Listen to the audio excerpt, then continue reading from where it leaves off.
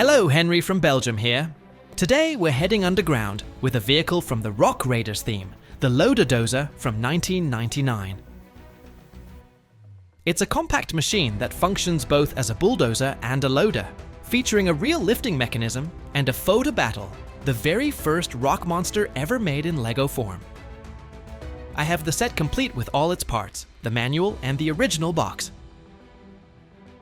This is my first encounter with the theme, which includes a total of 15 sets. The main line released in 1999 and later expanded with a few smaller promo sets in 2000. What immediately stands out to me, even on the box, is the color palette. It's quite different from what I usually collect, and I even see shades like turquoise, which I haven't come across before.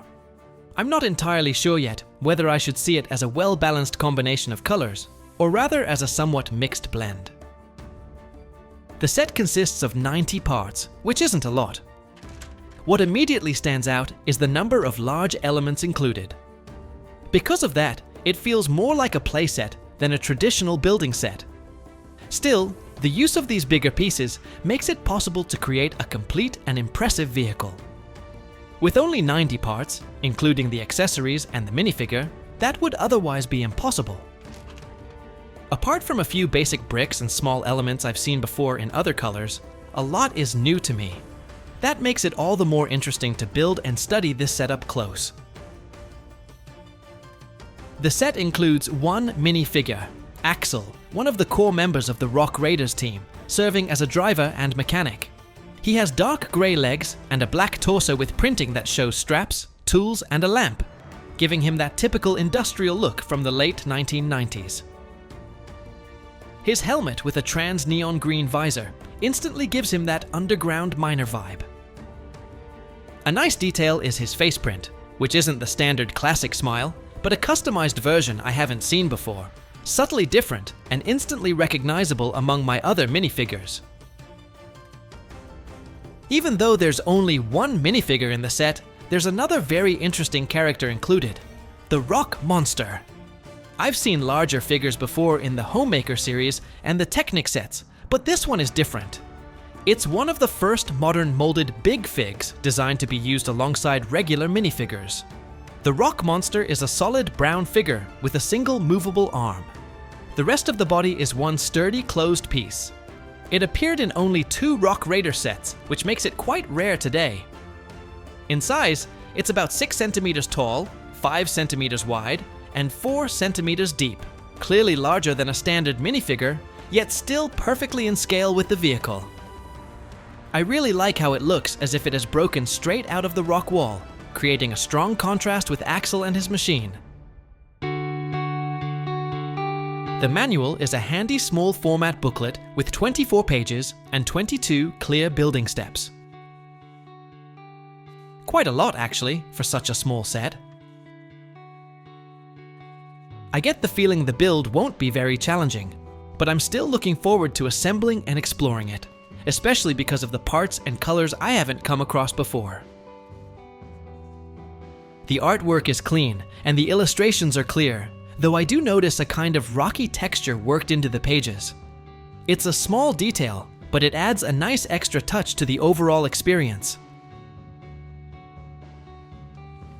Besides the main instruction booklet, there is also a small comic-style leaflet included in the box. It is not a second manual, but a short comic. In this story, there are no monsters or crystals. It humorously shows 2 rock raiders testing their vehicles inside a cave, with plenty of dust, skidding, collisions, and quick repairs before they continue their work. It is clearly meant to highlight the action and play features of the machines. An important detail is that not every set included the same comic booklet. According to Bricklink, this specific version was exclusive to this set and has become quite sought after among collectors, often selling for around €10 or more, depending on its condition and completeness. On the back cover, there is not a full list, but a selection of other sets from the range, a small catalog-style promo teasing the rest of the Rock Raiders line. I start with the 12 by 18 vehicle base, a a part that can only be found in 2 other sets. From there, it becomes a bit of a puzzle, combining basic bricks with more specialized elements in various shapes, sizes, and quite a mix of different colors. Rock Raiders follows a stranded crew operating from their mothership, the LMS Explorer, on an unknown planet. They descend into vast cave systems to mine energy crystals and ore needed to repair their ship and return home. Along the way, they face dangers such as cave-ins, gas pockets, lava flows, and in some sets, creatures known as rock monsters. The core crew consists of Axel the mechanic and driver, along with Jet, Dox, Sparks, Bandit, and the Chief, who coordinates the missions from the ship. The stories and play concepts focus less on battles and more on resource gathering, operating vehicles, clearing tunnels, retrieving crystals safely, and teamwork. That is why the sets mainly feature sturdy mining machines equipped with drills, loaders, claws, and transport functions. The building experience is quite enjoyable. I'm definitely constructing a real vehicle here, not just snapping together a few large pieces. I'm also discovering some new elements I hadn't seen before, such as this impressive Technic digger bucket 8x10, which can only be found in 12 other sets.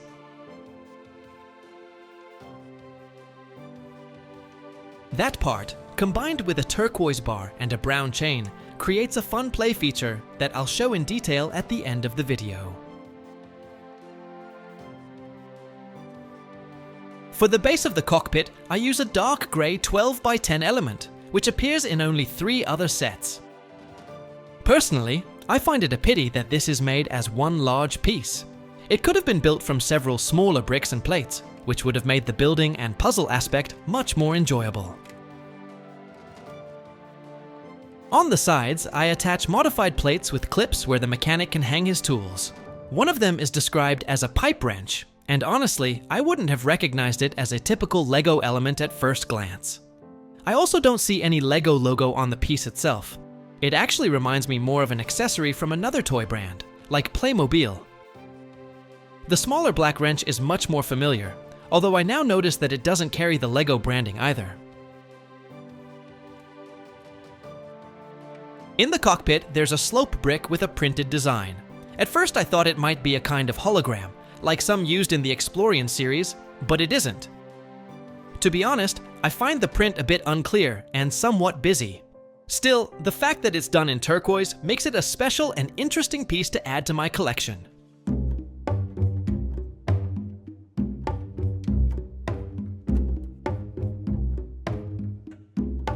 Other interesting elements are the hinge pieces. This version includes a kind of locking mechanism that allows the windscreen to stay in various positions without sliding down. That windscreen is also something I hadn't seen before. It only appears in 3 other sets and exists exclusively in brown. It clips easily into the hinges and can be positioned at different angles, although I don't really see why that would be necessary. But of course, you could still see it as an extra play feature, adding a bit of interaction to the build. There's also a printed tile with a dynamite design, as well as a neon crystal that can be hidden inside a large rock made of 2 pieces. They may seem like small details, but they add a lot to the play value and to the stories you can create around the set. Finally, I added the 4 impressive wheels. Although I thought I had seen them before in a space set, this specific type of wheel turns out to be quite uncommon. It appears in only 8 other sets.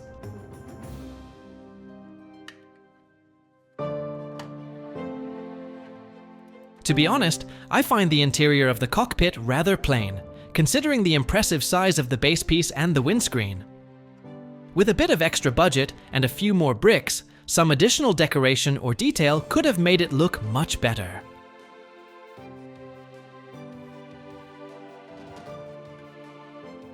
The vehicle looks impressive and moves smoothly across the table. The grabber is fun to use and even seems large enough to hold several rock elements at once. The play feature works really well and feels cleverly designed.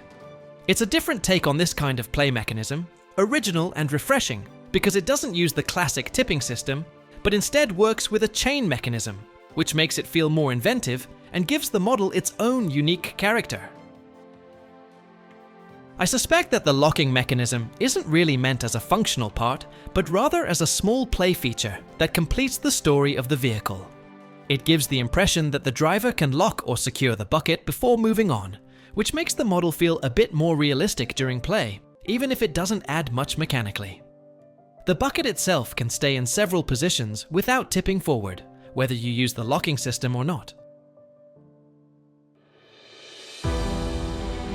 Among LEGO fans, the Loader Dozer usually receives mixed reactions. People mainly appreciate the play value and the inclusion of the rock monster, but the vehicle itself is often described as rather simple, with limited detailing and a plain cockpit. Personally, as an adult builder, I also find the finish a bit minimalistic, and the color scheme doesn't completely appeal to me. Still, I like that LEGO kept experimenting with new sub-themes that offered a clear identity, function, and story. In my opinion, every collector can find something to enjoy in each theme. For me, it's mainly the overall experience that makes this one worthwhile. The story, the extra comic booklet, some unusual parts, the unique chain lift mechanism, and of course, the cool monster figure. The set itself may not be a striking display piece, but it definitely deserves a place in my collection. As a playset, it's absolutely worth it. As a kid, I would have been thrilled with it.